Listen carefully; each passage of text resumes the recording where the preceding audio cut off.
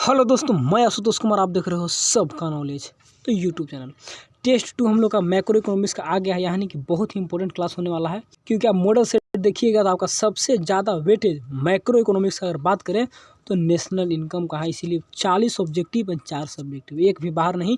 इतना कंप्लीट कर लीजिए।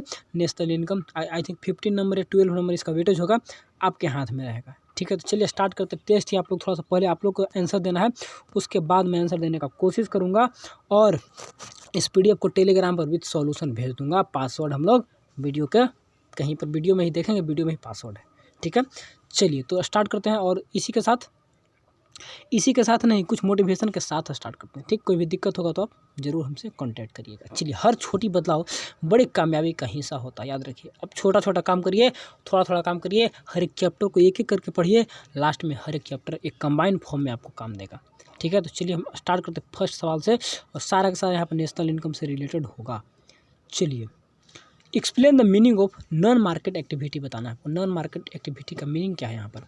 Involuntary, production, economic and non marketable. तो यहाँ पर देखिएगा, इकोनॉमिक तो पैसा से लेन देन हो गया, प्रोडक्शन भी, इनवॉलेंट्री जो अपने आप से हो रहा है, हम नहीं कर रहे। वॉलेंट्री मतलब जानबूझ के करना, इनवॉलेंट्री मतलब खुद से होना। ठीक, तो मार्केट का कोई भी काम हम लोग करते हैं तो जानबूझ के होता है।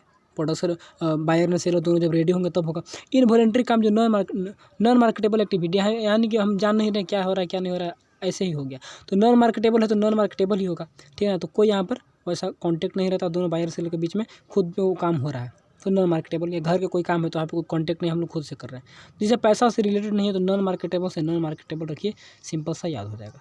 ठीक है, चलिए सेकंड सवाल। चलिए, नॉमिनल जीडीपी सेम है, सिंपल सा है। तो सब नोट्स पढ़े होंगे, अगर नोट्स पढ़े होंगे तो आपका बनने वाला है यहाँ पर भी और फाइनल एग्जाम में भी, क्योंकि नोट्स से बाहर सवाल रहने का चांस ही नहीं है। तो इसलिए बोलते हैं नोट्स को पढ़ लीजिए, उसमें सारा का सारा एकदम इंपॉर्टेंट टॉपिक रहता है। हर एक टॉपिक कवर अप रहता है। जो नोट्स पढ़ा होगा या वन शॉट वाला वीडियो देखा होगा, 2 वीडियो में चैप्टर फिनिश है। आधा घंटा 1 घंटा में एक चैप्टर फिनिश, तो और क्या चाहिए। ठीक है, वीडियो समझ में नहीं है तो नोट्स पढ़िए, सब कुछ अवेलेबल है। ठीक है, आई थिंक समझ में आना चाहिए, सब अच्छे से बता दिए वहाँ पर भी।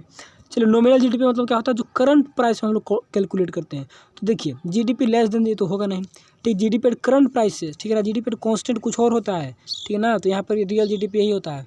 ठीक है, तो हम लोग का आंसर मिल गया। ठीक है, चलिए देखिए अगला सवाल आपका है यहाँ पर कि रियल जीडीपी क्या होता है। रियल जीडीपी ऊपर में क्या था? ऊपर में आपका क्या था? नॉमिनल था। ठीक है, रियल क्या हो गया? तो ध्यान देना है, रियल जीडीपी कौन होगा? जो कि कांस्टेंट प्राइस पे होगा, तो आपका रियल जीडीपी वही होता है। तो यहाँ पर कांस्टेंट प्राइस देखिए कहाँ पर है? जीडीपी एट करंट हो गया, जीडीपी एट कांस्टेंट प्राइस देखिए यहाँ पर हो गया। जीएनपी है तो जीएनपी जो रहेगा तो उसी को हम लोग कांस्टेंट और करंट पर देखेंगे। चलिए, बहुत अच्छा सवाल है कि real flow is the flow of. ये सब ऑब्जेक्टिव देने का चांस, ऑब्जेक्टिव का इसमें ज़्यादा ऑब्जेक्टिव ही है। सब्जेक्टिव में तो न्यूमेरिकल दे रहा है बस, और कुछ है नहीं। ठीक है ना, बाकी 3 मेथड में कोई एक मेथड से कैलकुलेट करने को देगा तो वो तो सिंपल सा। लेकिन मेरा आपको ऑब्जेक्टिव कहाँ से देगा कोई गारंटी नहीं है। जहाँ से इंपॉर्टेंट बनने वाले हैं मैंने सारे को लगा दिया है। मेरे पास और भी ऑब्जेक्टिव थे, लेकिन मैं छांट का सब में से केवल 40 MCQ जो कि टॉप मोस्ट है, जो कि एग्जाम में पूछने का एकदम 100% चांस है क्या ये सब डालेगा। चलिए, रियल फ्लो ऑफ मनी। तो रियल फ्लो होता है एक आपका कौन सा है? Physical flow. ठीक है, तो गुड्स एंड सर्विस या मनी। तो बताना रियल फ्लो किसका होगा? तो रियल फ्लो आपका गुड्स एंड सर्विसेज का होंगे, क्योंकि मनी फ्लो अलग होता है, एक रियल फ्लो होता है। ऑप्शन नंबर सी आपका करेक्ट होगा। ठीक है, ये सबको आंसर टिक आउट करके मैं टेलीग्राम पर सेंड कर दूंगा, आप उसको बना लीजिएगा, याद कर लीजिएगा, पढ़ लीजिएगा। चलिए, money flow is the flow of money flow. Money flow कौन सा होगा? मनी फ्लो, तो मनी फ्लो में क्या होगा? Goods and service only. ठीक है, सर्विस ओनली, गुड्स ओनली, या फैक्टर पेमेंट ओनली। तो मनी फ्लो ने पैसा का फ्लो, तो पेमेंट्स होगा। पेमेंट्स करेंगे तो पैसा फ्लो करेगा। ठीक है, तो क्लियर है सर्कुलर फ्लो तो पढ़ा दिए अच्छे से, रिवीजन भी करा दिए, तो भूलना नहीं चाहिए। चलिए, विच of the following is an example of macro economics. क्या बोले कि नेशनल इनकम में मैक्रो इकोनॉमिक्स वहाँ पर रिलेटेड रहेगा। चैप्टर 1 पढ़िए, नेशनल इनकम पढ़िए, दोनों एक ही है। तो मैक्रो इकोनॉमिक्स एग्जाम्पल आपको बताना है। यहाँ से 4 ऑप्शन है, तो देखिए कौन सा होगा, सोचिए थोड़ा सा। ये सब सवाल बहुत ही इंपॉर्टेंट है, सबको कर लेना है। चलिए, तो price determination, inflation, consumer equilibrium या फिर प्रोड्यूसर इक्विलिब्रियम, कौन सा होगा? बहुत आसान है, क्योंकि जो महंगाई होता है ना, महंगाई इन्फ्लेशन, वही आपका मैक्रो में आता है। प्राइस डिटर्मिनेशन तो ये तो आपका माइक्रो का हो गया, क्योंकि उसका प्रॉब्लम ही होता है कि प्राइस को निर्धारण करना। ठीक ठीक है ना, उसका एम ही रहता है। इस कंज्यूमर तो सिंगल कंज्यूमर का प्रोड्यूसर तो प्रोड्यूस यहाँ पर हम लोग तो माइक्रो में पढ़े हैं, ऐसा तो हम लोग माइक्रो में पढ़े हैं। चलिए माइक्रो इकोनॉमिक्स, एक सेकेंड, ठीक है। Micro economics is the difference from macro. अब मैक्रो से कैसे माइक्रो डिफरेंस है आपको बताना है। आपको बताना है कि कैसे जो माइक्रो है वह मैक्रो से डिफरेंस है, अलग है। Micro economics deals with the price only, ऐसा करता है। Micro economics deals with the government decision. Micro economics deals with the economic behaviour. या micro economics deals with the individual behaviour. कौन सा सही होगा बताइए? क्या केवल प्राइस का डील करता है? ऐसा बात है, प्राइस का करता है, नहीं केवल प्राइस का ओनली लगा दिया, तो ऐसा कोई बात है नहीं, केवल प्राइस के बारे में नहीं करता, और भी बहुत कुछ बात करता है। चलिए micro economics deals with the government, जी नहीं। Micro economics deals with the, जी नहीं, बिल्कुल नहीं। इकोनॉमिक बिहेवियर सब मैक्रो का पार्ट है, तो आपका micro economics deals with the individual behaviour, कोई दिक्कत नहीं। चलिए इंटरमीडिएट गुड्स आर, ये सब सवाल एकदम पॉपुलर सवाल है, मोस्ट इंपॉर्टेंट सवाल है कि इंटरमीडिएट गुड्स किसे बोलेंगे, ऑब्जेक्टिव सब्जेक्टिव सबके लिए। चलिए कौन सा होगा? Which capital can buy only, या फिर which are sold, which are resale, या which are for long term use. तो इंटरमीडिएट है तो इसको हम लोग दोबारा से बेच सकते हैं, दोबारा से, ठीक है। आई थिंक माइंड में आ गया होगा कि रीसेल करेंगे। चलिए goods, final goods are those. Final goods कौन होते हैं? फाइनल गुड्स कौन होते हैं? इंटरमीडिएट गुड्स कौन होते हैं? ड्यूरेबल गुड्स कौन होते हैं? नॉन ड्यूरेबल गुड्स कौन होते हैं? सेमी ड्यूरेबल गुड्स कौन होते हैं? बहुत कुछ पढ़ा दिए हैं सब। चलिए तो आपका जो फाइनल गुड्स होता है और which capital can buy, which are long term used, which are use sell, and which are final consumption. Final goods है तो फाइनल कंजप्शन, इसमें क्या करना है, इसमें दिमाग लगाना थोड़े है। चलिए which are the following not a component of domestic income. Domestic income का कंपोनेंट इसमें से कौन नहीं है? चार ऑप्शन है। Which are the following is not a component of domestic income. Domestic income का कंपोनेंट कौन है? Net factor income from abroad, first thing. Operating surplus, second thing. Mixed economy, third thing. And compensation of employ, सब पढ़ाया हुआ है। बोलिएगा भैया तो कहाँ से दे दिए, समझ में नहीं आ रहा है, तो यहाँ समझ में नहीं आएगा तो फाइनल एग्जाम में भी नहीं आएगा, क्योंकि सारा का सारा सवाल यहीं से रहेंगे, फाइनल में भी और यहाँ पर भी, ठीक है। तो net factor income from abroad हम लोग नेशनल इनकम ऐड करते हैं, डोमेस्टिक में नहीं रहता है, तो ऑप्शन नंबर ए आपका करेक्ट होगा। चलिए in a circular flow the household sector is responsible for. Circular flow में हाउस होल्ड फॉर किसके लिए रिस्पॉन्सिबल होता है? तो हाउस होल्ड क्या करेगा? आपका कंजप्शन का काम करेगा कि प्रोडक्शन का काम करेगा, इनोवेशन का काम करेगा, रेगुलेशन का काम करेगा? तो हाउस होल्ड कंजप्शन का काम करेगा, ठीक है। गुड सर्विस को खरीदेगा और उसको कंज्यूम करेगा। चलिए फैक्टर सर्विस का भी काम करता है, तो यहाँ पर तो है नहीं ऑप्शन में। नेशनल इनकम इज, सॉरी क्या है, national income of country can be calculated by. बहुत अच्छा सवाल है, भूलना तो कभी नहीं है, कोई भूलेगा भी नहीं। अगर भूल गया तो सब कुछ भूल गया। क्यों भूल गया? तो सब कुछ भूल गया क्योंकि पासवर्ड भी आपका यही है पीडीएफ का, ध्यान दीजिएगा पासवर्ड में, ठीक है। 3, और मैं हमेशा फर्स्ट लेटर कैपिटल डालता हूँ पासवर्ड में, ठीक है। चलिए तो भूल गए तो पासवर्ड भी भूल ही जाइएगा, तो पासवर्ड के कॉपी में लिख लेना, ठीक है। तो 3 मेथड्स, ठीक है ना, product method, expenditure method and income method, ठीक है। तो 3 मेथड, टी बड़ा और एम भी आपका बड़ा, मेथड्स है तो मेथड्स, यहाँ पर एम छोटा, यहाँ पर टी छोटा है, तो पासवर्ड में छोटा से काम नहीं चलेगा, पासवर्ड में बड़ा लिखना होगा, नहीं भूलिएगा जी, नहीं भूलिएगा तो व्हाट्सएप पे कांटेक्ट कर दीजिए। एक कॉपी में लिखना है हर एक चैप्टर को एक साइड और पासवर्ड को एक साइड। चलिए कॉपी में लिख लीजिएगा तो हो जाएगा। चलिए income disposable method is also called, बताइए इनकम डिस्पोजेबल मेथड, क्या इनकम डिस्पोजेबल नहीं पढ़ाए हैं? बिल्कुल पढ़ाए हैं, तो बताइए ऐसा नहीं कि जो पढ़ा है वही यहाँ पर है, वही यहाँ पर है जो सिलेबस में है, सिलेबस में वही है जो नोट्स में है, ठीक है। तो product method, income method, expenditure method या फिर वैल्यू एडेड मेथड बताना है। इनकम डिस्पोजेबल इनकम, तो वैसे इनकम को इनकम डिस्पोजेबल बोलते हैं जो कि खर्च करने के लिए अवेलेबल होता है, खर्च करने के लिए अवेलेबल होता है, सारे खर्च करने के बाद, रियल में टैक्स वगैरह देने के बाद। तो प्रोडक्ट मेथड होगा, इनकम मेथड होगा, एक्सपेंडिचर मेथड होगा या फिर वैल्यू एडेड मेथड। तो बता रहे हैं कि इनकम डिस्पोजेबल मतलब कि खर्च जो करते हैं पैसा, तो खर्च करेंगे पैसा तो कहाँ पे कैलकुलेट होगा? आपका एक्सपेंडिचर मेथड में कैलकुलेट होगा, ठीक है। चलिए क्योंकि इनकम है लेकिन वह एक्सपेंडिचर में काउंट होगा क्योंकि डिस्पोजेबल है। चलिए 4th number, which of the following are the methods of calculating national income, बताइए कौन सा मेथड है जो कि नेशनल इनकम कैलकुलेट करने में हम लोग को मदद करता है? तो सभी का माइंड में आंसर आ गया होगा, सभी के माइंड में आ गया होगा कि भैया ऑल ऑफ दीज होगा। अभी तो जस्ट बताए थे कि product method, income method, expenditure method, 3 method होते हैं, तो हम लोग ऑल ऑफ दीज करेंगे। ठीक है, इसको टिक आउट कर लीजिएगा। टिक आउट करके मैं टेलीग्राम पर सेंड कर दूँगा।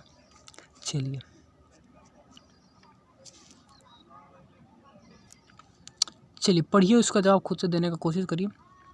खुद से भी जो following note included in the expenditure method calculated national income.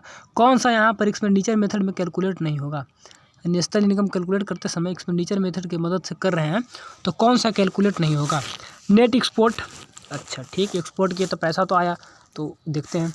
इसके बाद private final consumption expenditure, government final consumption expenditure, expenditure on second hand goods, expenditure on second hand goods. ऐसा तो होगा नहीं, अगर एक्सपोर्ट करते हैं हम बाहर पैसा गए तो पैसा तो अंदर आया, तो खर्च में जुड़ेगा ही जुड़ेगा। ठीक है ना, सरकार तो जुड़ेगा ही जुड़ेगा, जुड़ेगा ही जुड़ेगा। लेकिन सेकंड हैंड वाला नहीं जुड़ेगा। प्रिकॉशन में भी है, तो प्रिकॉशन एग्जाम में कभी कभी पूछता है, तो ध्यान दीजिएगा। ये आपका सही है, यहाँ पर आपका आंसर में सही होगा option number D. Second hand के हम लोग यूज नहीं करते हैं। चलिए, the national income estimation is the responsibility of, बताइए कौन सा? देखिए नेशनल इनकम में तो कहीं से सवाल दे सकता है ना, तो कौन सा यहाँ पर जो संस्था है जिसका रिस्पॉन्सिबिलिटी होता है, दायित्व होता है नेशनल इनकम कैलकुलेट करने का? तो बताइए। NSSO, national sample survey organisation, central statistical units office, 2 मई 1951 में स्टार्ट हुआ था, आई थिंक डेट याद रखिएगा। फाइनेंस मिनिस्टर या नेशनल इनकम कमेटी, तो 2 मई 1951 में गठन हुआ था। ठीक है ना, याद नहीं हो तो याद कर लीजिएगा। सेंट्रल यानी कि सी, स्टैटिकल SOO, CSO के द्वारा नेशनल इनकम कैलकुलेट किया जाता है। अगर आपसे पूछा जाए कि कौन सा देश का सबसे ज़्यादा नेशनल इनकम है, 4 ऑप्शन दे देंगे, इंडिया, चाइना, जापान और क्या अमेरिका। तो सबके माइंड में आएगा कि अमेरिका का नेशनल इनकम ज़्यादा होता होगा, लेकिन नहीं, आपका जापान का ज़्यादा होगा, या ज़्यादा होता है, याद रखिएगा, क्योंकि उसमें टेक्नोलॉजी ज़्यादा है, तो उसका नेशनल इनकम ज़्यादा आते हैं। पता नहीं कैसे होता है, लेकिन हम देखे थे। चलिए, average income is each individual 1 year is called, बहुत अच्छा सवाल है, बहुत अच्छा, थोड़ा सा घुमा के भी देगा। ठीक है ना, डायरेक्ट नहीं देगा, घुमा के भी देगा। तो एवरेज इनकम आपको बताना है, तो एवरेज इनकम यानी कि पर एक व्यक्ति का इनकम कितना हो रहा है। ठीक है ना, इन ईयर, इन अकाउंटिंग ईयर, कौन सा होगा?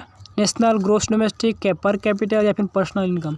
तो पर कैपिटल इनकम होता है ना, हर एक व्यक्ति का जो इनकम, हम लोग एवरेज इनकम उसी से निकाल लेते हैं। तो ऑप्शन नंबर आपका सी यहाँ पर क्या होगा? करेक्ट होगा एंड बेस्ट होगा। चलिए, एक और सवाल आ गया, बहुत अच्छा, इस टाइप के भी रहेंगे, इस टाइप के भी सवाल आपके रहेंगे एग्जाम में, कि national income, sorry, net national product is equal to, net याद रखिएगा, ग्रोथ से हम लोग नेट की ओर जा रहे हैं, तो क्या करेंगे? डिप्रिसिएशन को माइनस करेंगे, डिप्रिसिएशन को माइनस करेंगे। बहुत अच्छा, तो यहाँ पे देखिए ग्रोथ से हमको नेट की ओर जाना है। ठीक है, तो जी को क्या करेंगे? डिप्रिसिएशन को माइनस कर देंगे, तो हम नेट पे पहुँच जाएंगे, तो GNP से NNP में बन जाएगा। तो ऑप्शन नंबर सी आपका करेक्ट है। इस टाइप के सवाल को भी बनाने का कोशिश करिएगा। चलिए, हम तो बहुत सवाल लगा दिए हैं, इतना प्रैक्टिस कर लिए तो बहुत हो जाएगा। चलिए, national income is equal to, national income is equal to बताना आपको किसके बराबर होगा? नेशनल इनकम, थोड़ा सा वीडियो को पॉज करके थोड़ा सा सोचिएगा, उसके बाद इसको अच्छे से आंसर देने का कोशिश करिएगा। ठीक है, उसके बाद मैं बताऊँगा। पॉज नहीं भी करिएगा तो मैं थोड़ा सा रुकता हूँ, और उसके बाद मैं आपको बताऊँगा कैसे क्या होगा। सोचना है सब पे सोचना, एक पे सब पे सोचिए। चलिए, फर्स्ट से सोचना स्टार्ट करेंगे। चलिए, national income is equal to NNP।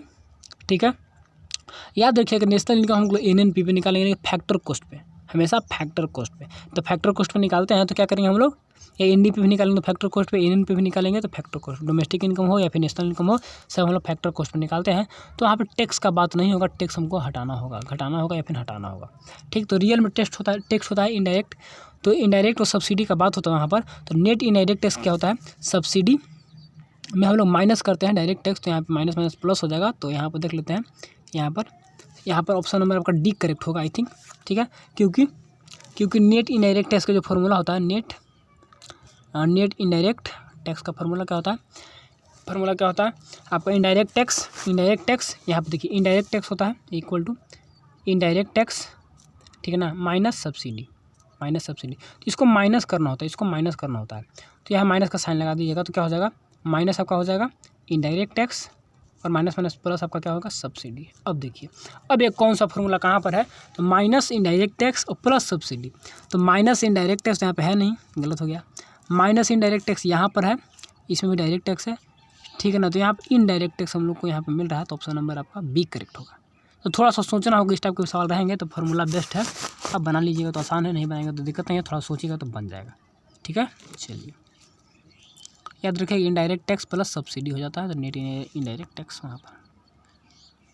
What is the circular flow of income. वाह वाह, इतना आसान, इतना पॉपुलर सवाल, इतना आसान भैया, इतना पॉपुलर सवाल दे दिए, हम लोग तो बना लेंगे। चलिए, what is the circular flow of income. It show the flow of income, national income in the economy. It show the flow of income only and individual. It show the flow of income and industry. None of this. तो क्या होगा, it show the flow of national income in country. National income of flow को दिखाता है, तो option number आपका एक क्या होगा, करेक्ट होगा। ठीक है, continuous flow of production consumption and expenditure is known as national circular flow of income. Definition को याद करना होता है, डिफिनेशन याद कर लीजिएगा पढ़कर नोट से।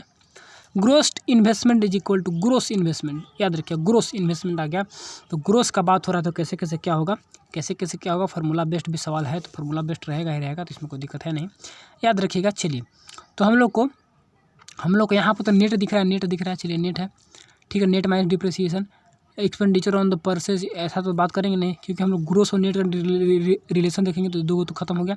Expenditure on the purchase of the intermediate has final, तो ऐसा कुछ बात नहीं है। हम लोग जो ग्रोस और नेट का बात करते तो ग्रोस और नेट का ही बात करेंगे।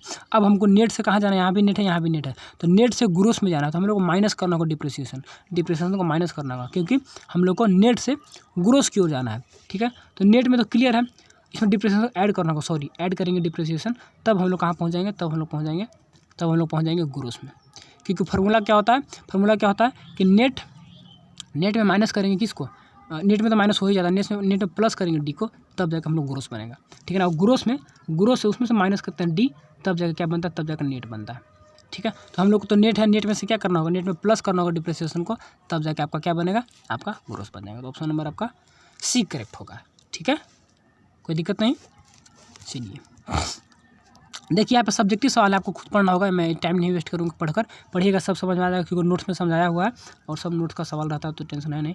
बता दे रहा हूँ किस टाइप का रहेगा। देखिए, explain the step involve in the measuring the national income through product method से कौन कौन स्टेप है।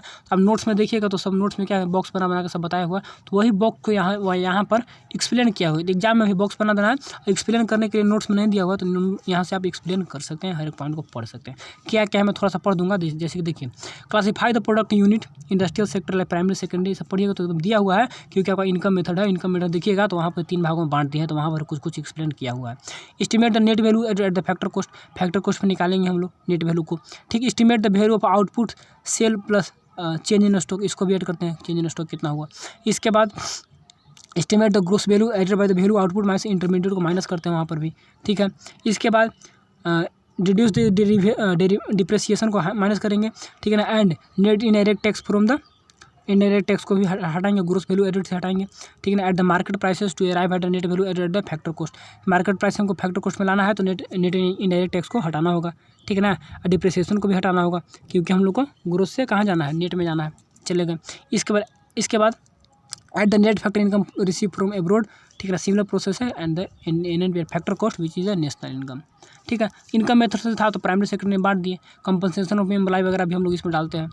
ठीक है, तो इतना कुछ आपको पढ़ना होगा, तो नोट्स में भी यहाँ भी आप पढ़ लीजिएगा। सिमिलर रूप से यहाँ पर भी दिया हुआ है कि step involve in the national income through the क्या है, थ्रू द यहाँ पर इनकम मेथड, ये भी आपका इनकम मेथड है। यहाँ पर इनकम मेथड ऊपर में क्या था, involve the measuring national income through the product method, sorry यहाँ पर प्रोडक्ट मेथड था, यहाँ पर प्रोडक्ट मेथड था, वही तो बोले कि कंपनसेशन एम्प्लॉय वगैरह नहीं बांटा, तो प्रोडक्ट मेथड में ऐसा करेंगे। ठीक है, ईच प्रोड्यूसर यूनिट को estimate the gross value of the output. ठीक है, एस्टिमेट देखिए, classify the producing unit in the industrial sector primary sector, producing unit को क्लासीफाई करेंगे, हर एक जगह प्राइमरी में कौन है, सेकेंडरी में कौन है, और कौन कौन प्रोड्यूस कर रहा है, तो उसको बांट कर देंगे। ठीक है ना, like primary secondary and tertiary sector में। ठीक है, सेक्टर को ही बांट देंगे। यहाँ पे इनकम मेथड, यहाँ पे आ गया आपका कंपनसेशन एम्प्लॉय वगैरह, ये सब यहाँ पे करते हैं। Classify the producing enterprise into secondary primary, यहाँ पर बांट देंगे।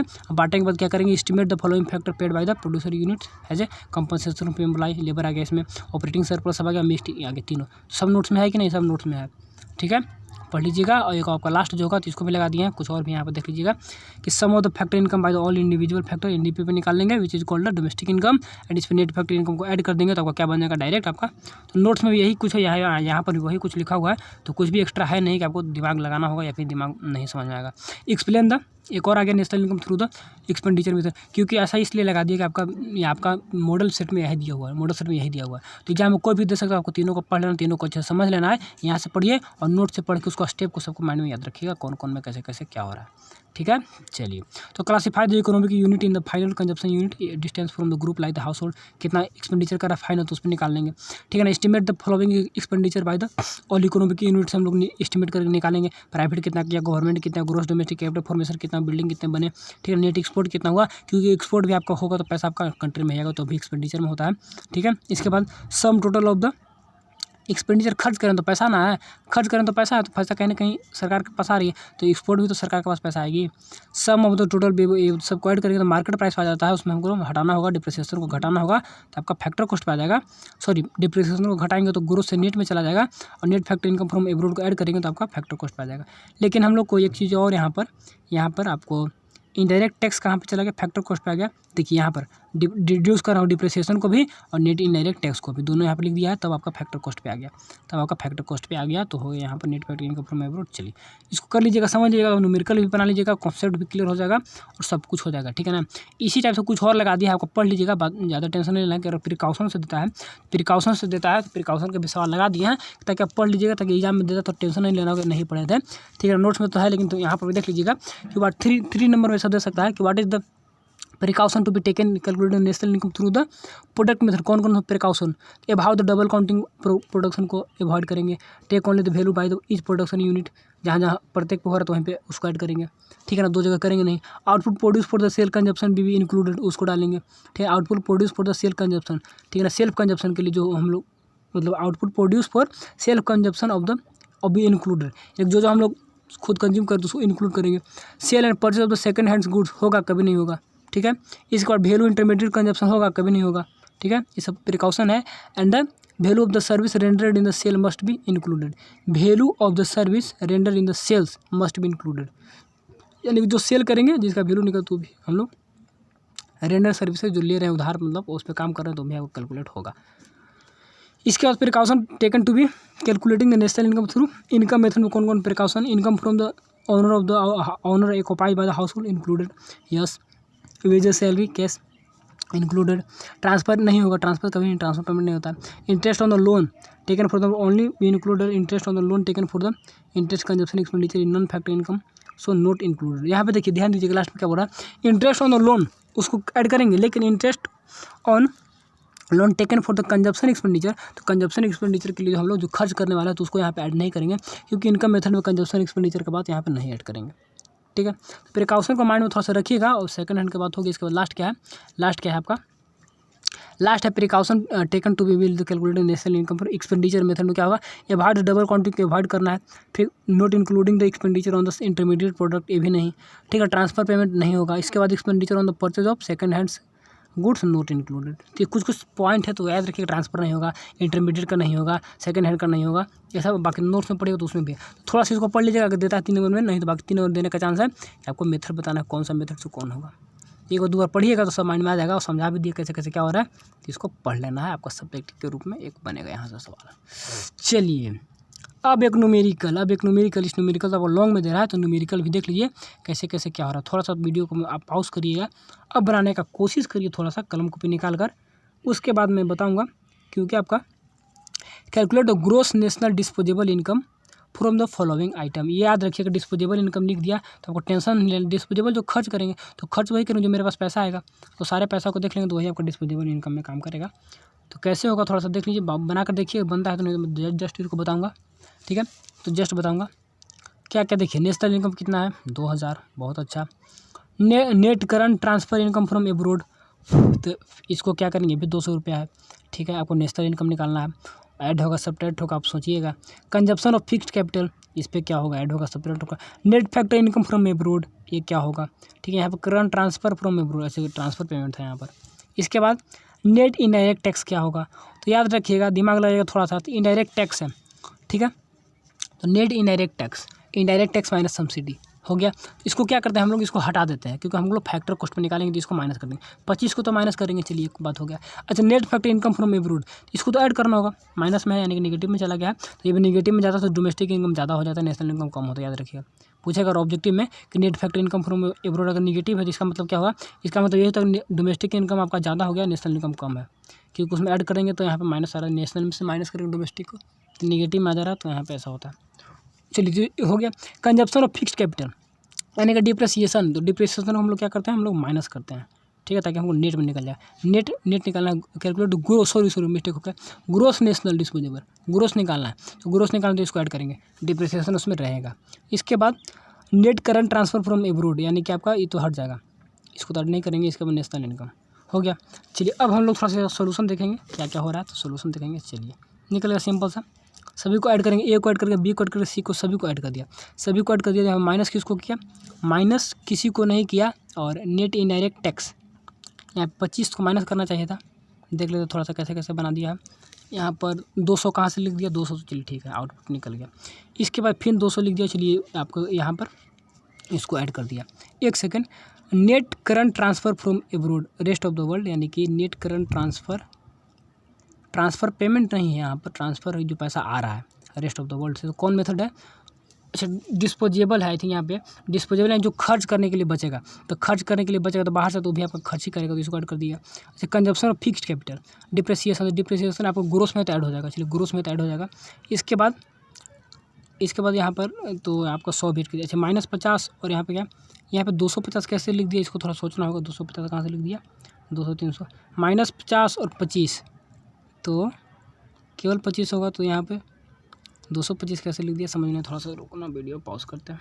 देखिए डिस्पोजेबल इनकम सरकार के पास आ रही है, तो सरकार तो टैक्स भी खर्च करेगी, ठीक है, ये सब खर्च करेगी। करंट ट्रांसफर पे आते हुए सरकार खर्च ही करेगी, सरकार के पास जो खर्च करने के लिए पैसा आ रहा है, ठीक है, हम लोग टैक्स को नहीं कर पाएंगे, सरकार तो करेगी, सरकार का पैसा है, प्राइवेट इनकम है नहीं।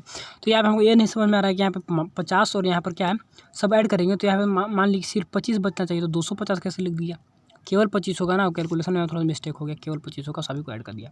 तो डिस्पोजेबल में सभी को ऐड होगा, अगर हम लोग का डिस्पोजेबल रहता प्राइवेट व्यक्ति का तो माइनस करते, बाकी सबको ऐड करते, ठीक है, इस टाइप से। एक डिस्पोजेबल से चांस कम है, चांस देने का आपका ज़्यादा किससे है, आपका इससे चांस ज़्यादा है, क्योंकि आपका एग्जाम में आपका मॉडल सेट में इसी को दिया है, तो आप इसको बनाने का कोशिश करिए, बहुत ही अच्छा सवाल है। थोड़ा सा वीडियो को पॉज करते हैं, हम भी, आप भी करिएगा।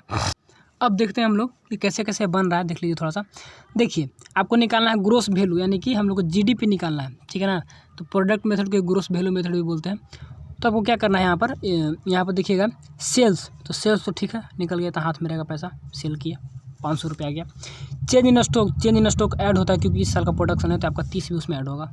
चलिए इसके बाद सब्सिडी क्या होगा, सरकार देती है, तो सब्सिडी हम लोग क्या करेंगे, सब्सिडी को उसमें ऐड करेंगे या माइनस करेंगे, तो आई थिंक सरकार तो ले लेगी, सब्सिडी देगी तो भी ऐड ही होगा, सब्सिडी भी ऐड होगा ना, सब्सिडी सरकार दे रही है तो भी ऐड होगा। चलिए calculate the gross value added, ये भी ऐड हो जाएगा। चलिए इसके बाद कंजप्शन ऑफ फिक्स्ड कैपिटल, तो डिप्रिसिएशन हम लोग को ग्रोस वैल्यू है तो ऐड होगा, ग्रोस में तो रहेगा ही रहेगा, नेट है नहीं। चलिए इसके बाद कंजप्शन ऑफ फिक्स्ड होगी। इसके बाद परचेज ऑफ इंटरमीडिएट को तो माइनस करेंगे, चलिए 350 को माइनस करेंगे, और प्रॉफिट यहाँ पर प्रॉफिट आपका 70, प्रॉफिट क्या करेंगे, प्रॉफिट भी इसको ऐड करेंगे, सभी को ऐड करेंगे, सिर्फ आपको इसको माइनस करना होगा, इंटरमीडिएट वालों को माइनस करना होगा, बाकी आपका रिजल्ट बन गया।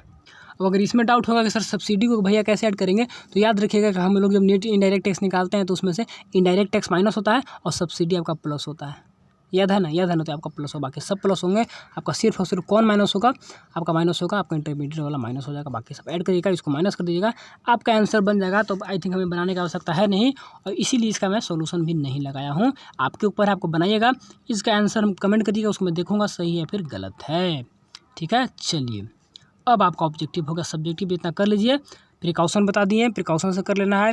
इसके बाद सर्कुलर फ्लो ऑब्जेक्टिव हो गया उधर। इसके बाद आपको कैसे 3 मेथड को एक्सप्लेन करना है, स्टेप बता दिए। इसके बाद न्यूमेरिकल भी 1-2 बता दिए। अब आपका काम है, आप आराम से घर पर बनाइएगा। चलिए, sum of the money paid regularly, ठीक है, typically annually by the company to its shareholders, ठीक है, आउट ऑफ इट्स प्रॉफिट, ठीक है ना, जैसे रेवेन्यू से, तो इसको क्या बोलते हैं, याद है उसको क्या, बहुत पहले पढ़ाते हुए बहुत पहले बताए थे, याद होगा तो बताइएगा, नहीं तो फिर हम बताने का कोशिश करेंगे। चलिए तो उसको क्या बोलेंगे हम लोग, शेयर होल्डर। जितने भी कंपनी के शेयर होल्डर्स होते हैं, जो कंपनी में पैसा लगाते हैं, तो साल में उसको पैसा मतलब खुद से देती है वो, तो साल में देती है, खुशी के मारे देती है, खुशी से देती है। तो क्या होगा यहाँ पर आपका आपका आपका उसको डिविडेंड बोलते हैं, याद रखिए, बहुत अच्छा, उसको डिविडेंड बोलते हैं, ठीक है ना। एक कमेटी का गठन होता है, उसे डिविडेंड हर साल का पैसा कितना देना है तो डिसाइड होता है, उन लोगों को फिर देता है प्रॉफिट से निकाल कर, ठीक है, एक फिक्स पीरियड पे देता है। चलिए, stock variable is defined has the variable which is, stock variable is defined as a variable which, कौन सा होगा, स्टॉक एंड फ्लो। बहुत अच्छा बोले थे कि economy variable point of time पे निकालेंगे, एंड इकोनॉमी वेरिएबल मेजर करेंगे हम लोग पीरियड ऑफ टाइम में, तो फ्लो हो जाएगा, पॉइंट ऑफ टाइम में स्टॉक होगा, ठीक है। तो इकोनॉमी वेरिएबल वाले बात को बोले थे, याद रखिएगा, तब आपका बनने वाला है। तो डिफिनेशन में कुछ कुछ हम लोग समझे रहते हैं, लेकिन डिफिनेशन भूल जाते हैं, क्योंकि डिफिनेशन याद करने का चीज़ है, वर्ड भूल गए, फ्लो स्टॉक याद है, लेकिन समझे लेकिन याद है क्या याद किया तो भूल गए, तो दिक्कत होगा ना, इसीलिए बोले थे इकोनॉमी वेरिएबल उसमें याद रखेगा, इकोनॉमी वेरिएबल पॉइंट पे करेंगे और पीरियड पे करेंगे तो चेंज होता है। तो डिफिनेशन को याद ही करना होता है, समझ भी गए, उसके बाद भी याद करना होता है, क्योंकि डिफिनेशन टू द पॉइंट लिखना होता है एग्जाम में। चलिए, तो स्टॉक एंड फ्लो क्या है उसको आपको समझे हैं, लेकिन अच्छा, लेकिन उसको याद करना, एग्जाम में हम लोग आए तो भूल गए थे डिफिनेशन, इसीलिए डिफिनेशन को याद करना होता है, ठीक है, समझ के लेकिन याद करना है। लॉन्ग आंसर तो केवल समझ लेना है, थोड़ा सा शॉर्ट तो कुछ समझ लीजिए, कुछ पॉइंट याद बना के लिख दीजिएगा, लेकिन एकदम छोटा है 1 नंबर को, उसको तो याद ही करना होगा, पूरा बड़ा तो उसको समझना होगा, सब में अलग अलग नियम रूल लगता है, तभी जाकर हो पाता है। चलिए, आई थिंक अब बन गया होगा। Stock variable is defined as the measure over period of time, measure at a particular point of time, can not be measure, या फिर क्या होगा, तो क्या बोले थे, आपका स्टॉक है तो पार्टिकुलर पॉइंट पर, पीरियड पे आपका कौन सा होगा, फ्लो हो जाएगा, ठीक है ना। तो मेजर यहाँ पर हम लोग इकोनॉमी वेरिएबल को करते हैं, तो याद रखिएगा, तो आपका हो गया, काम कंप्लीट हो गया, ठीक है। कोई दिक्कत होगा तो आप बताइएगा कि भैया हमको दिक्कत हो रहा है। चलिए, डिफिनेशन को याद ही करना होता है ना, उसमें क्या करिएगा। इन 2 sector circular flow of model, तो 2 सेक्टर में कौन कौन होंगे, 2 सेक्टर में कौन कौन होंगे, ये सब आसान सब ये बनना चाहिए, आपको खुद से बनना चाहिए। 2 सेक्टर में फार्म होगा और कौन होगा, government, firm and household, ठीक है। 3 सेक्टर में गवर्नमेंट एंड 4 सेक्टर में रेस्ट ऑफ वर्ल्ड, ठीक है। फाइनेंशियल सिस्टम भी आपका 2 सेक्टर में नहीं आता है, 3 में ही आता है। चलिए, स्टॉक क्या आ गया, स्टॉक फ्लो स्टॉक, ये सब हाइपोथेटिकल कॉन्सेप्ट है, काल्पनिक, डायनेमिक है, स्टैटिक है, या फिर नॉन इकोनॉमिक कॉन्सेप्ट है। स्टॉक क्या आपका स्टैटिक है, बहुत अच्छा स्टैटिक है, गुड। चलिए, एक और आ गया फार्मूला बेस्ड, इस टाइप के भी सवाल रहेंगे, इस टाइप का तो हर साल रहता है, इस बार क्या नहीं देगा, बिल्कुल देगा। तो NDP at factor cost is equal to, factor cost है तो इनडायरेक्ट टैक्स को तो हटाना होगा, तो यहाँ पे क्या करेंगे हम लोग, मार्केट प्राइस में नेट इसको हटाना होगा, सब्सिडी को भी क्या करना होगा, प्लस करना होगा, plus subsidy, indirect tax plus subsidy. तो देख लेते हैं, इनडायरेक्ट टैक्सेस को माइनस कर दिया, ठीक है। एनडीपी यहाँ पर इनडायरेक्ट टैक्स को प्लस कर दिया, होगा नहीं, नेट इनडायरेक्ट टैक्स को क्या नेट इनडायरेक्ट टैक्स को माइनस किया, बहुत अच्छा, नेट इनडायरेक्ट टैक्स को माइनस किया है, तो नेट इनडायरेक्ट टैक्स में आता है इनडायरेक्ट टैक्स प्लस सब्सिडी, तो ये तो यहाँ माइनस सब्सिडी, गलत हो गया, तो ऑप्शन नंबर आपका बी करेक्ट होगा, ठीक है। मार्केट प्राइस हम लोग फैक्टर कॉस्ट पे चले गए। चलिए, एग्जाम्पल ऑफ ड्यूरेबल गुड्स, क्या नहीं पढ़ाया हुआ, बोलिएगा भैया नहीं पढ़ाए थे, बिल्कुल पढ़ाए थे। ड्यूरेबल गुड्स, टिकाऊ गुड्स जो चलेगा, काफ़ी दिनों तक चलने वाला है, आपका कौन सा हो जाएगा, ड्यूरेबल फैन हो जाएगा। पेप्सी आपका नॉन ड्यूरेबल, तुरंत आपका बेकार हो जाएगा। कोयल आपका क्या है, कोयल भी जल्दी से, लेकिन कोयल आपका ड्यूरेबल आना चाहिए, लंबे समय तक चलता है आई थिंक। और कोयल भी कौन सा कोयल का बात कर रहा है, अच्छा मिल्क आपका आता है सेमी ड्यूरेबल में, ये भी आपका नहीं तो जल्दी ख़राब होने वाला होता है, ये भी ख़राब होता है, मिल्क भी पेरिसेबल है ना, ख़राब हो जाएगा दूध भी। तो आपका ठीक क्या बोलते हैं, ड्यूरेबल नॉन, सेमी ड्यूरेबल वो आता है जो जल्दी ख़राब भी ना हो, ज़्यादा टिके भी, तो सेमी ड्यूरेबल जल्दी ख़राब हो जाएगा वो ड्यूरेबल नॉन ड्यूरेबल में, और जो जल्दी ख़राब नहीं होगा आपको वो आपका आता है ड्यूरेबल में। तो ड्यूरेबल आपका फैन है, ठीक है, जो कि लंबे समय तक चलने वाला होता है। कोयल आपका लंबे समय तक नहीं चलेगा, तो आपका फैन ही यहाँ पर करेक्ट आंसर होगा, ठीक है। कोयल क्या होता है, कोयल जलाएगा जल्दी से ख़त्म हो जाएगा, या कोयल भी आप रखिएगा भी तो ज़्यादा रखने वाला नहीं, यहाँ पर यूज़ करिएगा ना, यूज़ करना है, यूज़ करिएगा तो जल्दी ख़राब होने वाला, तो जल्दी ख़त्म होने वाला कोयल को यूज़। ड्यूरेबल गुड्स जो वैसा गुड्स जो यूज़ करेंगे, यूज़ करने वाला आपका कौन सा होता है। अब पेप्सी को हम पैक करके रख दिए तो ख़राब होगा नहीं होगा, तो यूज़ करने पे आपका फ़ैन ही होगा, फैन आपका ड्यूरेबल लंबे समय तक चलने वाला है, तो करेक्ट आंसर इसका फ़ैन होगा। चलिए, एक न्यूमेरिकल बहुत ही आसान सा न्यूमेरिकल है, बहुत आसान है, कुछ सोचना नहीं, फार्मूला याद होना चाहिए, बताया था formula. When the nominal GDP जितना, प्राइस इंडेक्स इतना, द रियल जीडीपी क्या होगा। एक बहुत अच्छा फार्मूला बताया था प्राइस इंडेक्स का फार्मूला बताया था आपको। क्या बताया था कि आपको जो नॉमिनल पे ऊपर में नॉमिनल जीडीपी पे और नीचे में आपका जो करंट बेस प्राइस पे आपको रियल जीडीपी होता है इंटू 100, ठीक है, इंटू 100। तो बस इसी फार्मूला पे यूज़ करना है आपको। आपका नॉमिनल जीडीपी दिया हुआ है कितना 840, ठीक है, बटा में रियल जीडीपी कितना है नहीं पता है। रियल जीडीपी आपका नॉमिनल इतना एंड प्राइस इंडेक्स कितना, तो रियल जीडीपी आपको निकालना है, आर आपको निकालना है, ठीक है, इंटू 100। और इधर में आपको क्या दिया है, इधर आपका प्राइस इंडेक्स दिया है 120, प्राइस इंडेक्स आपका 120, ठीक है। अब देखिए अब क्या होगा, इस आर को इधर कर दीजिए यहाँ पर और 120 को नीचे कर दीजिए, यानी कि 480 और 120, ठीक है। अब इंटू 100 का आपका 100 रह गया क्या, काटिए इसको यहाँ से यहाँ काट दीजिए, ठीक है। अब क्या करिए, अब यहाँ पर 12 सत्ते 12 जो 48 4 आ गया 84 तो 7 आएगा, 82 7 आएगा, 0 यानी कि 0 से 0 कट हो, यानी कि 700 आपका आंसर आएगा। 7 नहीं 700 आएगा, क्योंकि आपका 100 भी है, 100 देना भूल जाइएगा तो आप केवल 7 आंसर मार्क आ जाइएगा। 100 भी है तो आपका 700 होगा, ठीक है। तो इसको बना लीजिएगा, अगर 1 नंबर में देता है तो ठीक है। चलिए एक और फार्मूला न्यूमेरिकल है। न्यूमेरिकल आपको इसलिए दे रहे हैं कि न्यूमेरिकल से आपका 5 नंबर का सवाल बनेगा, तो न्यूमेरिकल आपको मस्ट है कि प्रैक्टिस कर लेना है। चलिए इसको हम लोग बनाने का कोशिश करेंगे। चलिए कोशिश कैलकुलेशन सोचिए क्या क्या होगा, कैलकुलेशन करने पे तो रिजल्ट आ ही जाएगा। सोचिए क्या क्या होगा इसमें, और सोचना है कि क्या क्या होगा। 1 नंबर का सवाल है नहीं, ये है थोड़ा सा बड़ा सवाल, लेकिन 1 नंबर में ऑब्जेक्टिव में दिया है। चलिए तो जीडीपी एट फैक्टर कुछ दिया हुआ है इतना, ऑपरेटिंग सरप्लस इतना है, मिक्स्ड इनकम इतना है, कंपनसेशन ऑफ एम्प्लॉय या कंजप्शन ऑफ फिक्स्ड कैपिटल इतना है, डिप्रिसिएशन जिसको बोलते हैं, कंपनसेशन ऑफ एम्प्लॉय आपको निकालना है। क्या आप फार्मूला नहीं पढ़े हैं, जो आपका जीडीपी आ गया यहाँ पे निकालिएगा कि जीडीपी एट फैक्टर कोड कैसे निकालते हैं, कैसे निकालेंगे, सभी को ऐड करेंगे, ऑपरेटिंग सरप्लस वो ऐड करेंगे, इसके बाद मिक्स्ड इनकम एम को ऐड करेंगे, इसके बाद कंपनसेशन एम्प्लॉय यानी कि प्लस सी को ऐड करेंगे, ठीक है ना, ये सबको ऐड करेंगे। और डिप्रिसिएशन को क्या करेंगे, हमको जी पे निकाल उसको भी ऐड करेंगे, क्योंकि ग्रोस पे निकालना है तो उसको भी ऐड करेंगे, सभी को ऐड करेंगे। लेकिन यहाँ इसका वैल्यू आपको दिया हुआ, इसका वैल्यू दिया हुआ, तो यहाँ से हम लोग क्या करेंगे, यहाँ से हम लोग जो निकालना है कंपनसेशन ऑफ एम्प्लॉय इसको इधर भेज देंगे, इसको इधर भेज देंगे, और इसको हम लोग इधर भेज के इसको माइनस में चला जाएगा, और सभी को ऐड करिएगा तो लास्ट में जो रिजल्ट आपका आएगा तो वही आपका आंसर बनेगा। तो कैलकुलेशन करने का कॉपी कलम लेकर आपका काम है, मेरा काम है नहीं, ठीक है। तो आप बनाइएगा, बिल्कुल बन जाएगा। कैसे बनेगा वो बता दिए, ठीक है। सिमिलर रूप से एक ऑब्जेक्टिव में एक और सवाल दे दिए कि वैल्यू ऑफ आउटपुट क्या होगा, sale plus change in stock, कितना बेचे कितना चेंज इन स्टॉक आया है तो सबको ऐड करेंगे। इंटरमीडिएट जी नहीं, क्लोजिंग स्टॉक माइनस ये भी सही है, ये भी आपका चेंज इन स्टॉक आ गया, अब दोनों सही होगा, ठीक है, दोनों सही होगा। चलिए वैल्यू क्या है, वैल्यू एडिशन का मतलब क्या होगा, वैल्यू एडिशन बताना है।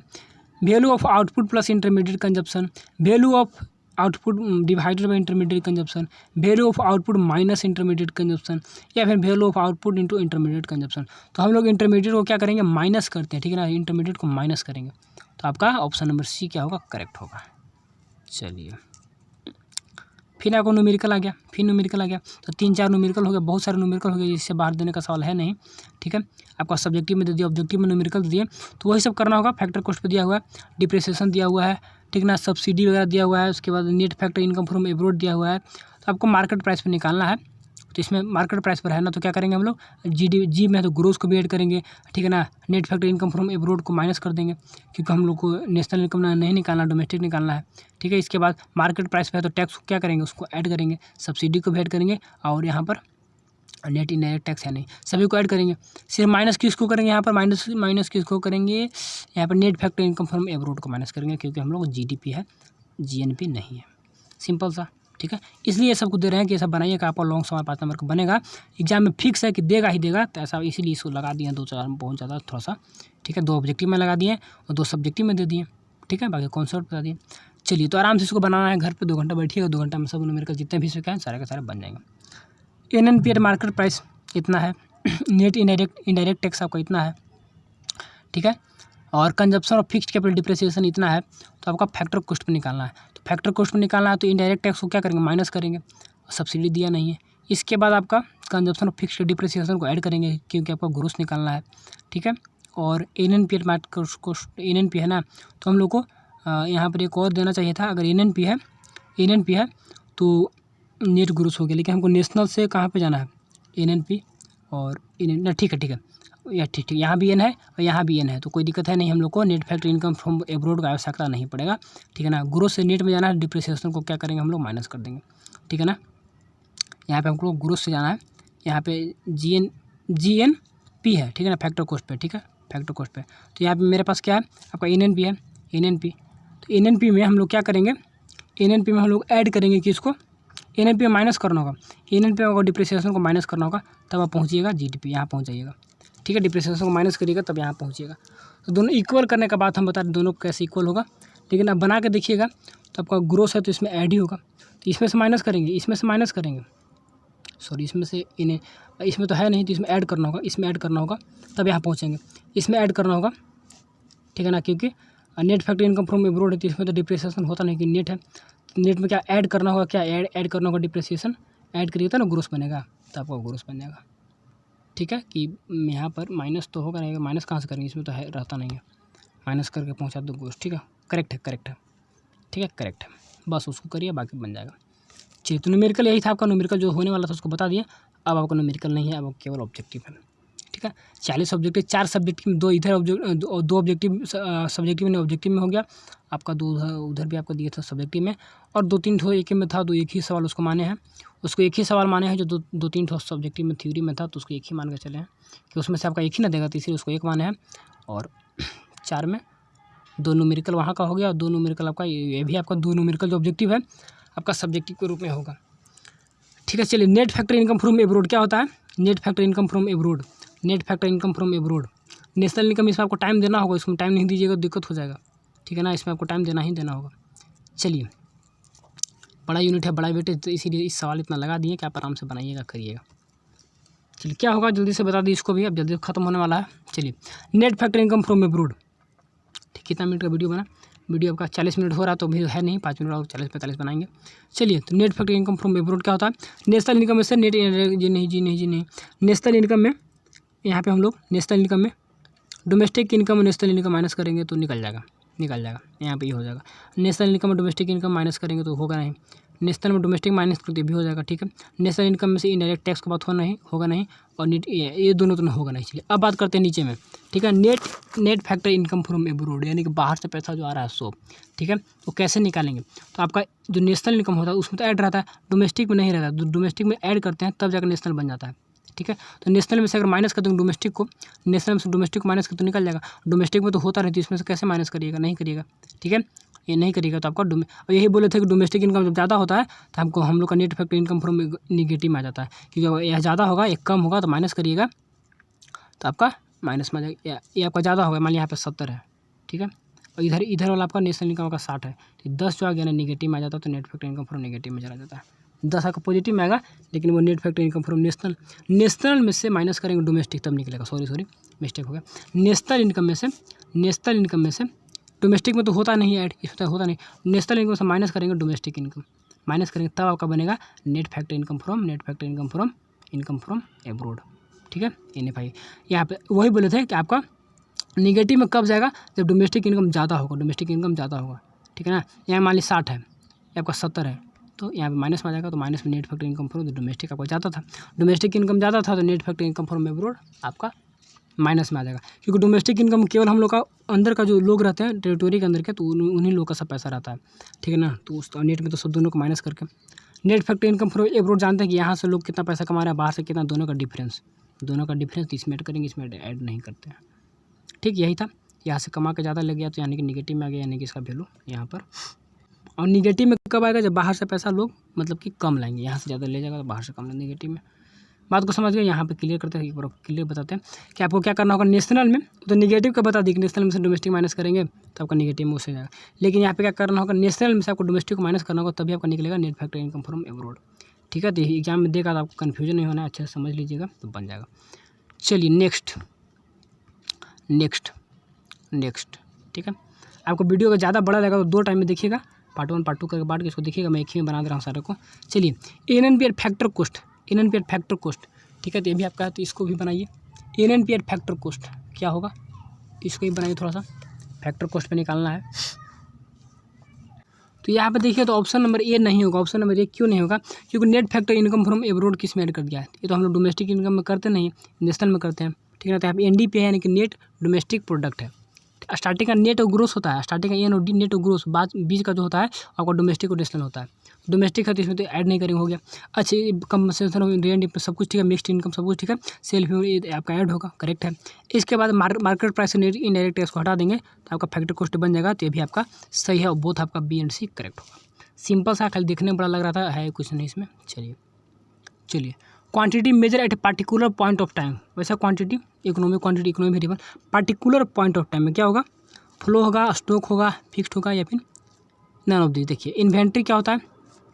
फिक्स्ड इन्वेंट्री होता है, जो पिछले साल का जो बच गया रॉ मटेरियल, अगला साल जो हम लोग का न्यू बनता है, जो चेंज इन स्टॉक में देखे थे कि प्रीवियस ईयर का मटेरियल है, अगला साल हुआ करंट ईयर का बन जाता है, उसको इन्वेंट्री बोलते हैं। लेकिन यहाँ पे हम लोग को एक पॉइंट में निकालना, तो स्टॉक वेरिएबल होगा, ऑप्शन नंबर बी आपका करेक्ट होगा, ठीक है। चलिए net indirect tax, net indirect tax क्या होता है? फार्मूला आ गया, याद रखिएगा तभी आपको बना पाइएगा। तो नेट इनडायरेक्ट टैक्स को माइनस करते हैं, लेकिन माइनस करते समय इनडायरेक्ट टैक्स आपका नेगेटिव में हो जाता है और सब्सिडी आपका पॉजिटिव में हो जाता है। तो यहाँ पर नेट इनडायरेक्ट टैक्स जो होता है, नेट इनडायरेक्ट टैक्स क्या होता है? इनडायरेक्ट टैक्स आपका माइनस सब्सिडी। जब ऐड करेंगे तो बनाते वक्त माइनस प्लस हो जाता है, लेकिन इसका फॉर्मूला होता है इनडायरेक्ट टैक्स माइनस सब्सिडी। तो इनडायरेक्ट टैक्स माइनस सब्सिडी याद रखिएगा, यहाँ पर डायरेक्ट टैक्स नहीं होगा, ठीक है। तो फार्मूला याद रहेगा, तो फार्मूला से आपका फार्मूला से क्या होंगे? ऑब्जेक्टिव बनेंगे। और कितने सवाल होंगे और देख लेते हैं कि कितना सवाल होगा। चलिए देखें कि आप खत्म ही करेंगे जो भी होगा।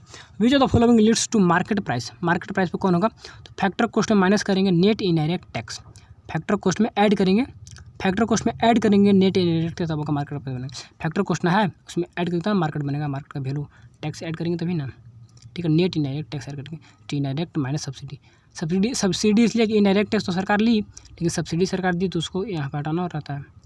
चलिए ठीक है, डायरेक्ट टैक्स को इसमें ऐड नहीं करेंगे हम लोग, इनडायरेक्ट टैक्स ऐड करते हैं, क्योंकि नेट इनडायरेक्ट टैक्स, क्योंकि डायरेक्ट टैक्स तो खरीद बिक्री समय उसमें ऐड रहता है, उसमें डायरेक्ट टैक्स कितना कंपनी प्रोडक्शन की तो सरकार डायरेक्ट ले ली, क्योंकि प्रोडक्शन के अंदर उसमें इनडायरेक्ट टैक्स लगता है, तो उसी को हम लोग इनडायरेक्ट टैक्स को निकालते हैं, ठीक है। डायरेक्ट को नहीं तो इनडायरेक्ट रखिएगा। चलिए money flow is refers to money flow of goods and service, यहाँ पर मनी फ्लो ऑफ सर्विस, यहाँ पर money flow of income across the different sector of economy. Money flow में क्या होगा?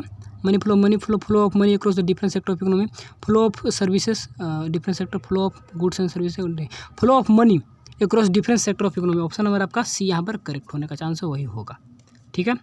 चलिए ग्रोस इन्वेस्टमेंट, लास्ट सवाल। चलिए लास्ट सवाल हो गया, वीडियो आपका 47 मिनट 48 मिनट, लास्ट सवाल है। चलिए बहुत अच्छा, चलिए थोड़ा ज़्यादा वेटेज थे तो थोड़ा सा रहेगा ना। लास्ट सवाल है, gross investment is equal to net investment minus depreciation. Gross है तो क्या करेंगे? ग्रोस में जाना तो ऐड करेंगे, डिप्रिसिएशन को ऐड करेंगे तो हो गया। एक्सपेंडिचर ऑन परचेज ऐसा होने तो ऐड कर देंगे। फार्मूला याद रखिएगा, सारा ऑब्जेक्टिव बन जाएगा। कॉन्सेप्ट क्लियर रहेगा तो ऑब्जेक्टिव, फार्मूला से ऑब्जेक्टिव और न्यूमेरिकल से। इतना से ज़्यादा बाहर से सवाल देगा नहीं। और सभी को दिल से प्यारा वाला थैंक यू। कोई भी दिक्कत तो कमेंट जरूर करिएगा, भैया हमको दिक्कत हो गया, ठीक है ना, या फिर कुछ हो गया तो बताइएगा, क्योंकि मेरे से जितना होने वाला था मैंने उतना आपको कर दिया, बना दिया, सब कुछ कंप्लीट कर दिया, ठीक है। इतना से ज़्यादा एक भी सवाल बाहर नहीं देगा, नहीं तो ऑब्जेक्टिव और नहीं आपका सब्जेक्टिव। यहाँ तक कॉन्सेप्ट क्लियर है तो आपका फुल में फुल मार्क्स आएंगे। इसका वेटेज आई थिंक 12 नंबर है या 15 नंबर है, कन्फर्म नहीं है, वो आपके हाथ में रहेंगे, इतना आपको कर लेना है, ठीक है मेरे दोस्त। मिलेंगे अगले वीडियो में। इसका पासवर्ड याद ही होगा, पासवर्ड को बीच में देखिएगा, बता दिए क्या सा 3 मेथड कैसे लिखना है तो आपका बन जाएगा, ठीक है। तो मिलेंगे नए वीडियो में, तो thanks for watching and best of luck.